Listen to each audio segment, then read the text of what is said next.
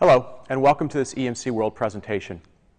My name is Brian Gracely, and today we're going to talk about why DevOps is critical to your business.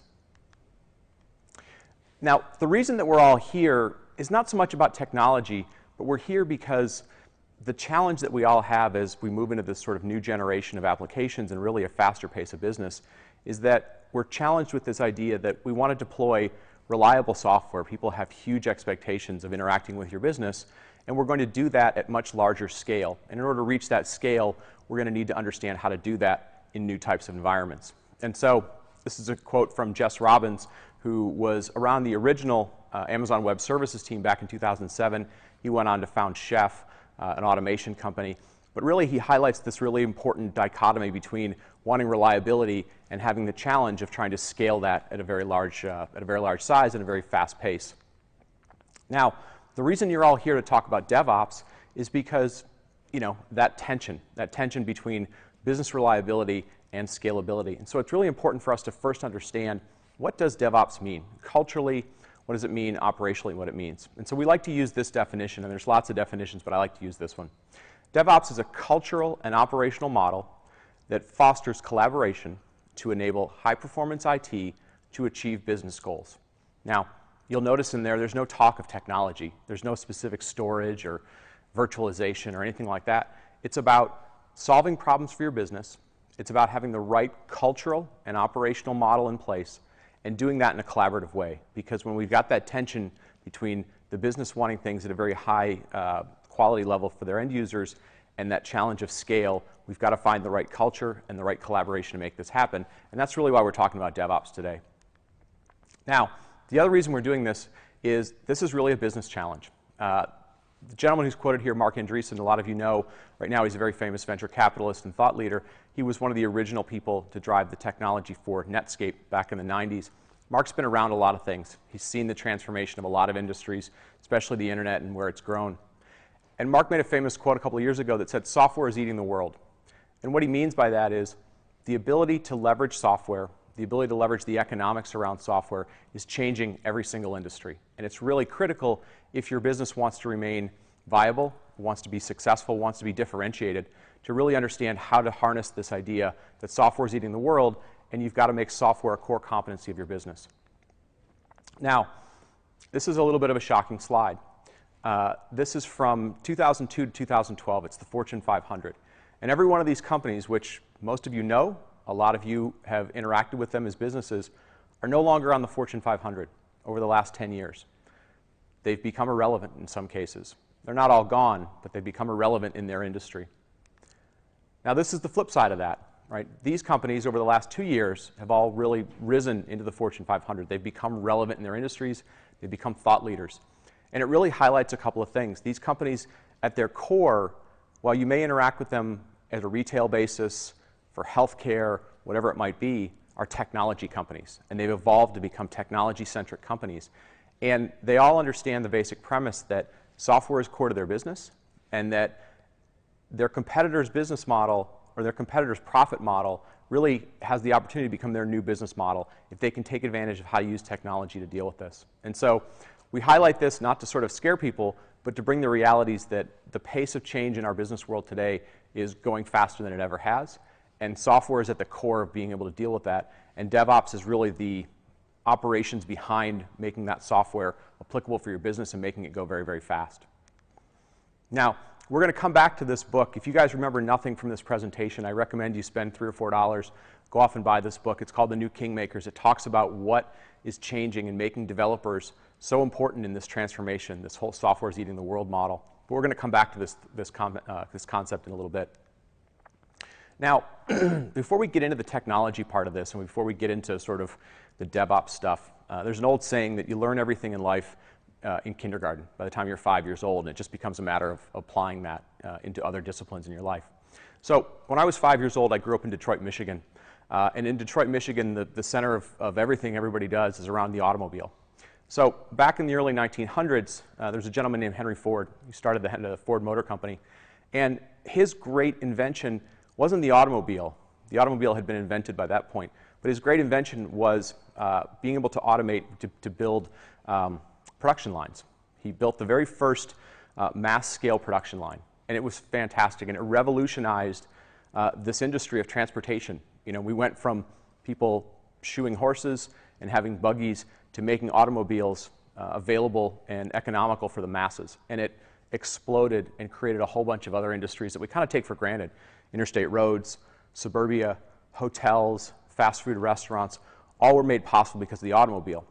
And at the time, it was revolutionary. It was, we are going to take repetitive tasks, we're going to take a long process of making an automobile and break it up into a bunch of repetitive tasks and be able to do that at scale. Now, this was revolutionary at the time, and people got very used to it. And then over time, every automobile company did this, and that process became less of a differentiation and became more of a commodity. It became more of something that everybody did. Now, what's interesting, the reason I bring this up, is that some companies continued to believe that their ability to mass produce, to use the production line, was their differentiator, was their unique thing. And so they got very good at just building more robust versions of that original automobile, but doing it in really the same way. Now, the reason this is important is we've got a lot of people who are looking at where they are today in the second platform, and they're very good at building virtual machines and building legacy applications and putting those in virtual machines, and you're getting better at it, and you're getting better at it. And then we talk about these new applications, these Platform 3 applications, and they're different, and they're unique. And the companies that deploy in those models don't think about things the same way the production line IT did 10 years ago and 15 years ago. And so the analogy for the auto industry, and the reason I make this so important to all of you, is what happened to the auto industry, especially in the United States, and I sort of know this from personal life. This is sort of a portfolio of what their cars all looked like by the 1980s. They thought they were fantastic at them. And if you notice, this is 4 distinct product lines: Chevrolet, Oldsmobile, Buick, and Pontiac.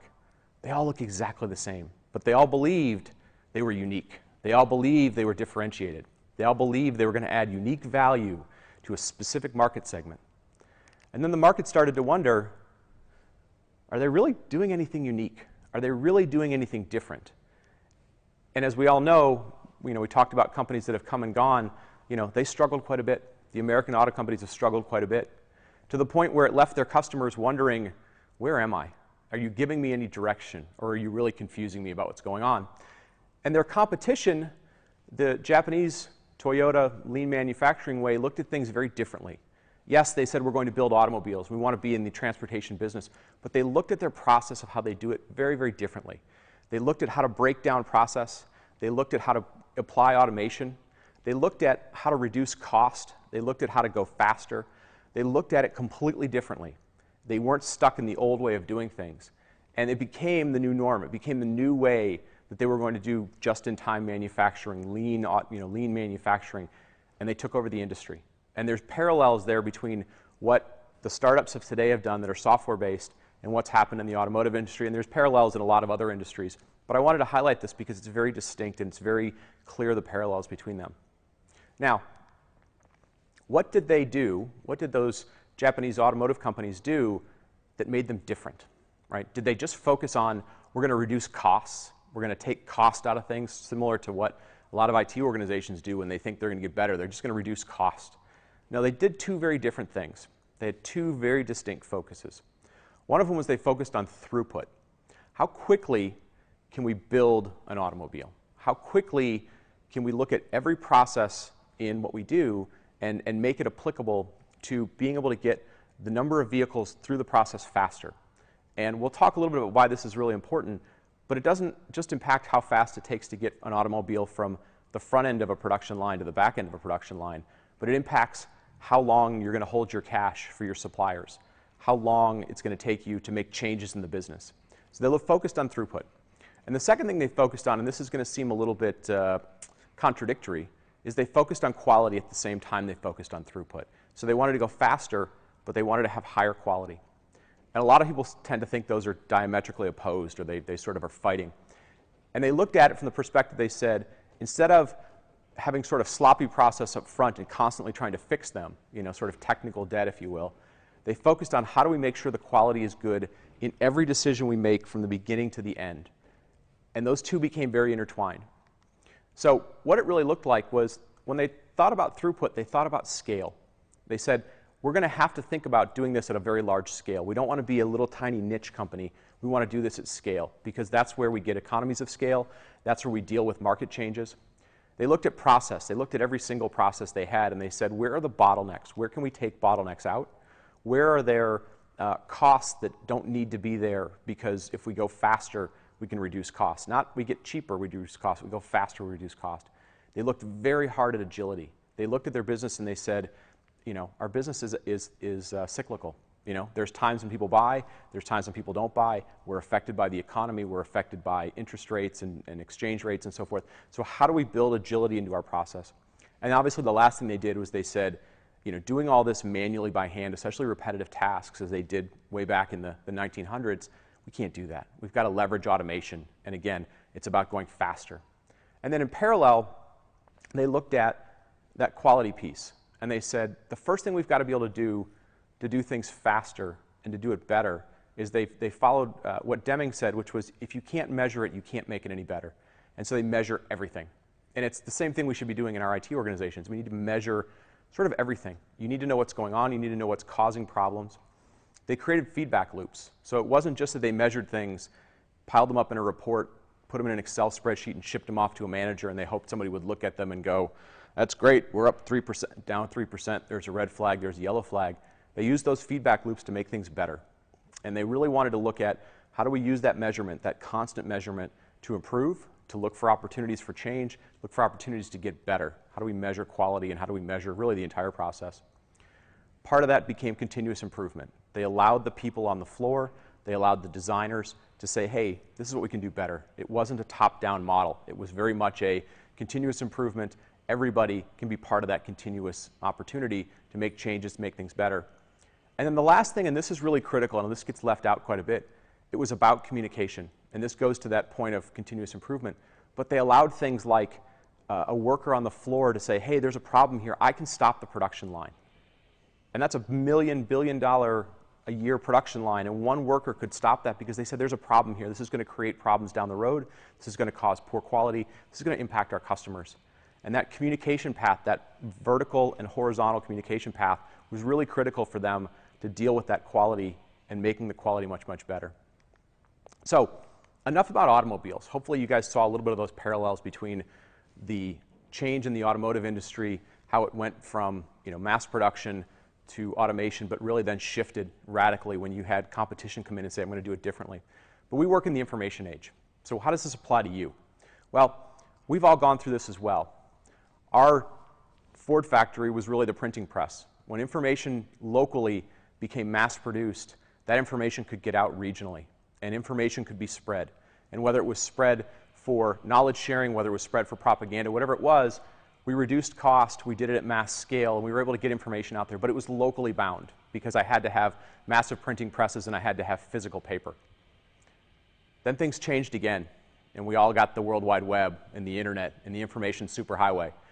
And this radically changed everything because now information became available everywhere, all the time. And this changed how we dealt with IT, right? So again, you're seeing the parallels of this, but this was bound by a physical device. You had to be sitting somewhere at a desk. You couldn't be walking around like we do today. And then, of course, this happened. We now have the entire internet in our pocket. We can now communicate with people 24/7. We all do. We use social media.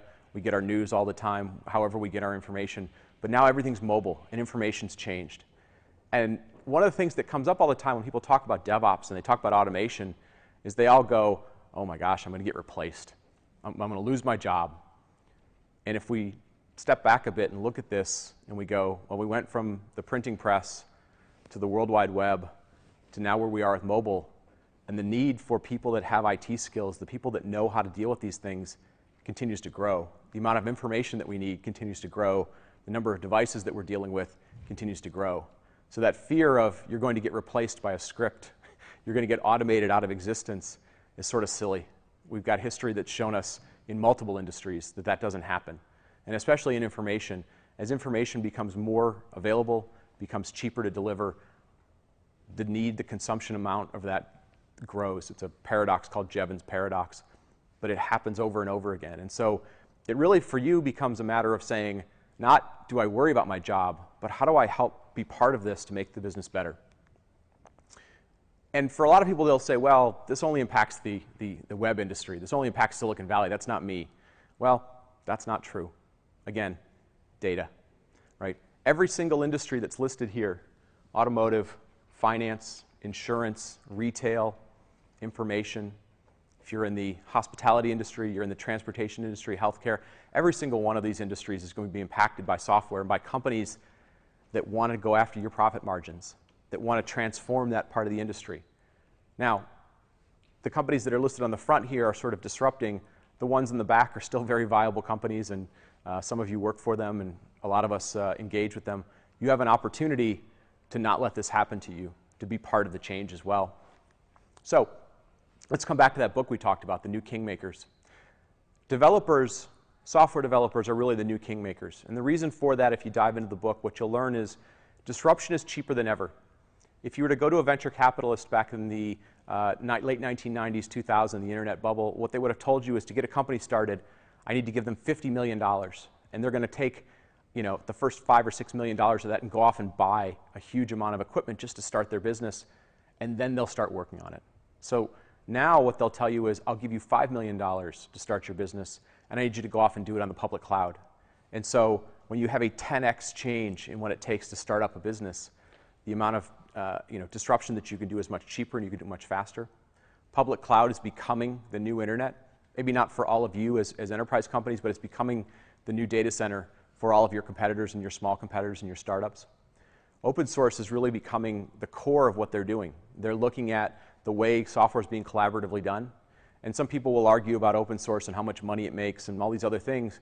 But at the end of the day, this is what the smaller companies in the competition is doing. They're using open source. They're using communities. They're allowing people to say, why do I have to reinvent something that's already been done before? I'll just take that and build upon it.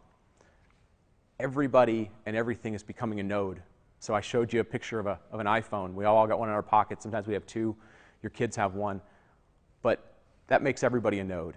And then when your refrigerator becomes a node, and the light posts in your city are collecting information for public safety, and the train systems are collecting it for safety, and the airplanes are collecting it to make sure that you travel safer, and all of those things, everything and everybody becomes a node. That amount of things that you've got to manage within a data center grows astronomically. And then finally, community is really becoming the next tech support. So for everybody who sort of wants to talk about support being their unique differentiator, be careful about that, right? People go to people they trust. They don't necessarily go to brands anymore. They go to social media, they go to forums, they go to communities, they go to other things to get those things to help them when they have problems, right? So the developers are changing this. But for a lot of you that work in operations, you go, I'm not a developer, what do I do? This doesn't sound like it bodes well for me. Well, the other reality is, and this is based on hard data, if you go to the 2014 DevOps survey, which came out, there'll be the 2015 very soon, there was some very empirical evidence and very empirical data that came out of that. And this is basically what it says is companies that employ DevOps principles, and we'll talk about what that means, are become high-performance IT organizations. And those high-performance IT organizations are 30 times faster. They deploy 30 times faster than traditional organizations that don't employ DevOps. They meet their goals, their financial goals, not just their technical goals, their financial goals, which impacts the bottom line, 2 times faster and 2 times more often. They have a 50% less failure rate. 50%. Wall Street last year, the Fortune 500 companies lost about $7.5 billion because of lost time, downtimes, outages, failures. 50% less failure rate. And ultimately, it drives the number one sort of job satisfaction. People like working there. They like all those things in terms of throughput and quality that were learned back in the 80s from the automotive industry, and how to apply that to technology, how to focus on quality and how to focus on throughput. And it drives customer, and it drives end user satisfaction. It drives employee satisfaction. And that becomes the number one critical thing to people wanting to work at your company, to helping you use software to become a differentiator. Now, there's one important thing to keep in mind. So we're going to talk a little bit about how to get there with DevOps, but it's very important before you even start to sort of lay out a map of what kind of company are you. Because if you don't get this right, you're going to come back in 2 years and you're going to say, hey, Brian, I listened to your talk, and I didn't go anywhere. So let's look at this. This is very, very important. There's this concept that's floating around now called bimodal. It's sort of originated by Gartner, but a number of people have picked up on it. And bimodal IT talks about this idea that says, I have existing things in my business today. I have an existing enterprise. I have lots of applications. I have legacy things. I have some newer things. But I realize that this new world is sort of different, right? It's based on DevOps. It's based on containers. It's based on more automation. Maybe it employs open source and other things. And so they say, well, we'll just kind of have a separate group that does that does new apps, but we're going to run them under the same IT management, and we're going to kind of leave them under the same business goals. And the challenge with this is, yes, it sort of separates them, so people don't have as much challenge of sort of fitting a round peg in a square hole. But when you've got the same IT management structure around it, and they're looking at it and they're measuring both groups with the same sort of metrics, the same sort of goals and so forth, it's going to cause certain challenges. Now, is it a bad model? No. For some companies, this is exactly how they need to be. But it's important to know if this is your model, or if you're what's called, I call it trimodal because it's easy to make it fit in this slide. It's from a gentleman named Simon Wardley, who's a researcher out of the UK. His model, he really calls it pioneers, settlers, and town planners. And it's really based on the principle that, yes, you are somewhere today. You've got settlers. You've established an IT organization. You have a business model. You do what you do. But what he really says is, in order for you to be able to do that new application model, do those new things, you're going to have to allow certain groups to sort of break free, to be pioneers, and not be bound by that same technology structure, that same management structure, because they're just like a startup. They're going to grow at a different pace. They're going to have different cost structures. They're going to have different goals. They're going to have different failure rates. And you've got to be able to understand that. And then over time, they may come back in, or they may drive your business into that next space. But it's really important to understand, where's your business today? What's your culture today? What's your culture going to accept? Is your culture going to allow some sort of renegade pioneers to go off and do this? Or are they going to get sort of consumed by the Borg, and people are going to say, no, no, no, you can't have special attention? If that's the case, look at the bimodal model and look at optimize around that. If your business and your culture internally does allow some of those things to be spun off or go off on their own and sort of blaze a new path, be a lighthouse, that may be the right fit for you. But it's really important before you get into anything else in this presentation or anything else around DevOps that you understand where you are. Are you more bimodal, or are you more trimodal, or pioneer settlers and town planners? So how do we get there? This is the most important part. We've talked a lot about how the world's changing, but how do we get there? Let me try and break this down in a fairly simple way. First and foremost, we're going to start left to right. You've got to start with the business opportunity. If you're starting with a technology, you think flash storage or software defined or DevOps or automation is the thing that's going to drive this, stop. Full stop. Don't go any further. Start with a business opportunity or a business challenge. The first thing you want to do is you want to break that thing down into small parts. If you're looking at this as our business opportunity is to boil the ocean, is to do something enormous, that's great, but you're only going to get there if you break it down in small parts. And actually, I recommend breaking it down not only into small parts, but sort of chunks of that challenge. Because to get to that challenge, to solve that problem, you're going to have a time horizon. And if you're trying to solve them all at the same time, you've got to figure out where you've got dependencies, where you don't have to solve the problem until later. But the first thing to do is break it down into small parts. When you break it down into small parts, you can then figure out what's accomplishable. And when things become accomplished, things get done, quickly you'll figure out that maybe your original thought process, your original design, doesn't need all those moving parts, right? Doesn't need all that process. You find bottlenecks you can eliminate. So once you do that, then you really get into sort of the engine, the factory process, if you will. And there's a couple things that are really, really important, and I've tried to draw them fairly simply here. The first thing you need is an integration platform. So one of the number one things that you're going to find in DevOps that people talk about, if you look at the survey data, it basically says one of the critical factors for companies that are high-performance IT that leverage DevOps is that they've mastered continuous integration and continuous deployment.